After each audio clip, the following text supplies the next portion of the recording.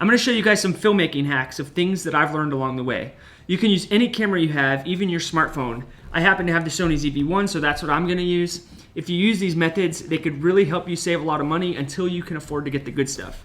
The first thing that you're gonna need is a piece of paper, and this is not to take notes with.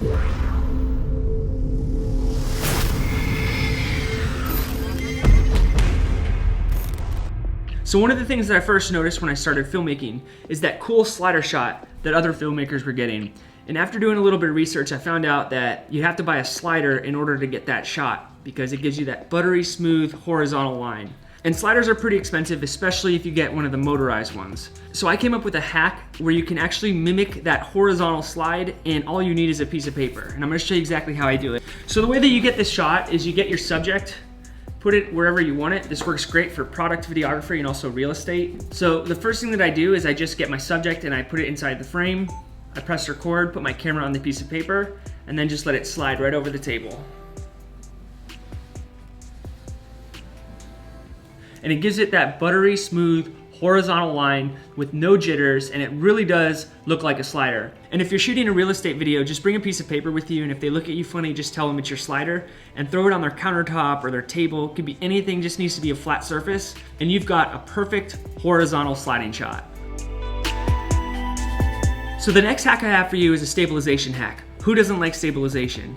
Although most cameras and smartphones nowadays have an internal stabilization, they're not as good as if you were to put it on a gimbal or a Steadicam. That's where the selfie stick comes in. You take the selfie stick, you flip your ZV-1 upside down, go ahead and screw it in, and if you have a smartphone, just get a smartphone adapter or bracket, put it on your selfie stick and walk around like this. This removes all of the up and down from your walking, and it gives you a lot better stabilized video than if you were to try to do it handheld. So before you invest money into a gimbal, try this out because you might be surprised how stabilized your video looks.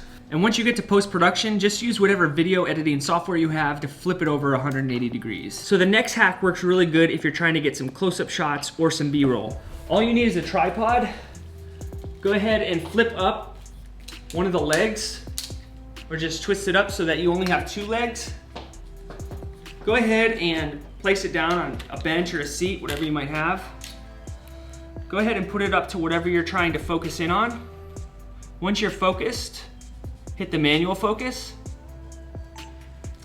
Then go ahead and just slowly bring it down.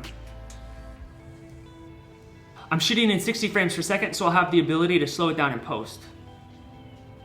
All right, guys, super easy to do with something that most people have, tripod. All right, guys, so now for the next hack, I'm gonna show you something that's so cool and I wish I used it more often, and I'm sure after this video, I'm gonna always remember to bring my paint stick. Let me show you what I'm talking about. So what you're gonna need for this shot is a painter's pole that you can pick up on Amazon for about 30 bucks, and also a gimbal which costs about 200. This is the Zhiyun Crane M2. If you don't already have a gimbal, you may wanna get one after I show you these shots, because it opens up a whole new world of creativity. So you hook up your gimbal to the painter's pole. I bought an adapter on Amazon for like 5 bucks. Go ahead and turn your ZV-1 on. Turn your gimbal on. Most gimbals nowadays have a feature called lock, where it just holds your camera in place and it doesn't pan or tilt. So that's what we're gonna set it to. I'm gonna go ahead and press record.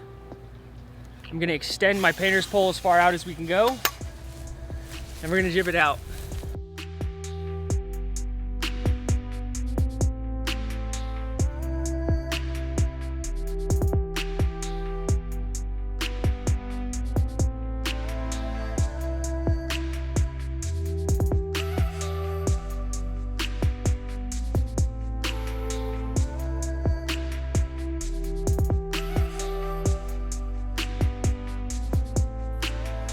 You can also get really creative with this hack because you can do fly-through shots like they do with the FPV drones. So you might want to think about getting a gimbal and a painter's pole. Good stuff, right? I mean, if you think about it, a good jib to get those type of shots would cost you about 300 bucks. Whereas the gimbal's 200 and a painter's pole is 30. It's 230 bucks to get those type of shots. Plus, you would have a gimbal for your camera and a painter's pole to paint your house. I don't think a jib could paint a house. So I hope you liked this video. If you found it helpful, please give it a thumbs up. Don't forget to subscribe. I'm Joe with Potter Made, and let's grow as we go. Peace.